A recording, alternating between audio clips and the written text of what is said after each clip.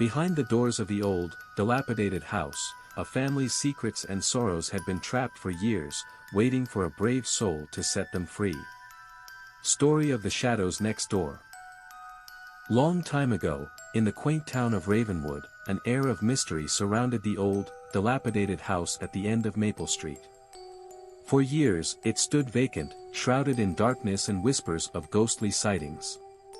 That was until the Jenkins family moved in next door. Mr. and Mrs. Jenkins, along with their teenage daughter Emily, were delighted to find a home in such a peaceful neighborhood. The house next door, however, was occupied by an enigmatic old man named Mr. Carver. He was rarely seen during the day, but at night, strange lights flickered from his windows, and eerie sounds echoed through the walls. One warm summer evening, Emily was in the backyard, reading under the dimming sky, when she felt eyes upon her. She looked up and saw Mr. Carver standing by his window, staring at her with an unsettling intensity. His face was pale, framed by wisps of white hair, and his eyes seemed to glimmer in the fading light. She quickly looked away, an icy chill running down her spine. That night, Emily couldn't sleep. The house next door seemed to come alive with whispers and soft footsteps.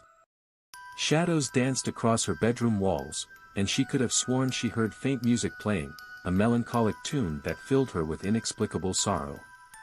The following morning, Mr. Jenkins decided to introduce himself to Mr. Carver, hoping to ease the tension. He knocked on the old man's door, but there was no answer. The door creaked open, revealing a dark hallway. Hesitant but curious, Mr. Jenkins stepped inside. The interior of Mr. Carver's house was like a time capsule, filled with antique furniture and faded photographs. As he ventured further, Mr. Jenkins noticed that the photographs were all of Mr. Carver's family, each member's eyes were scratched out, and some images had large, ominous black smudges. "Mr. Carver," he called out, but only the echo of his voice replied. Just as he was about to leave, he heard a soft whisper, "Help us."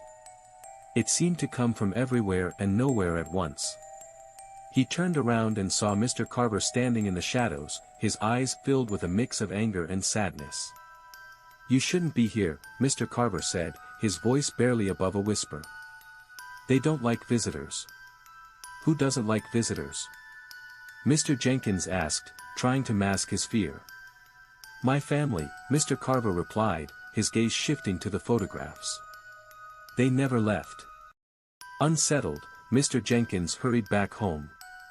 That night, the strange occurrences intensified. Emily woke up to find her room ice-cold, her breath visible in the moonlight. She heard a soft crying sound, like a child in distress.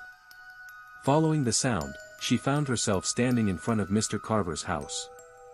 The front door was ajar, and a faint light spilled out. Compelled by an unknown force, she stepped inside.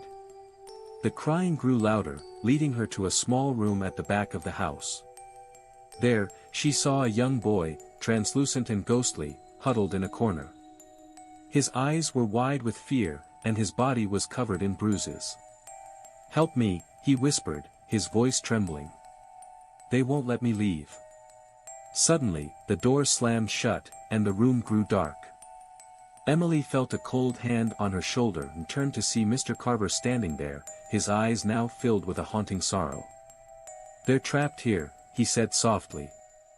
"My wife, my children, they're bound to this house because of me." "What happened?" Emily asked, her voice shaking. I couldn't save them," Mr. Carver admitted. "There was a fire, and I was the only one who survived. Their spirits are restless, unable to move on." Emily felt a surge of empathy for the old man and his tormented family. "How can I help them?" Mr. Carver handed her a locket. "This belonged to my wife. If you take it to the old oak tree in the cemetery and bury it there, they might find peace." Determined to free the trapped souls, Emily took the locket and made her way to the cemetery. As she dug a small hole under the ancient oak, the night grew colder, and she could feel the presence of unseen eyes watching her. Finally, she placed the locket in the ground and covered it with soil. As she finished, a gust of wind swept through the cemetery, and she heard the faintest whisper, "Thank you." The next morning, the Jenkins family noticed a change. The oppressive atmosphere around Mr. Carver's house had lifted, and the whispers and shadows were gone. Mr. Carver himself seemed more at peace, though he remained as reclusive as ever. From that day on, Emily never saw the ghostly boy again, and the Jenkins family lived peacefully. The mystery of Mr. Carver's haunted house became just another story in the town's history, a tale of sorrow, redemption, and the quiet strength of a determined young girl.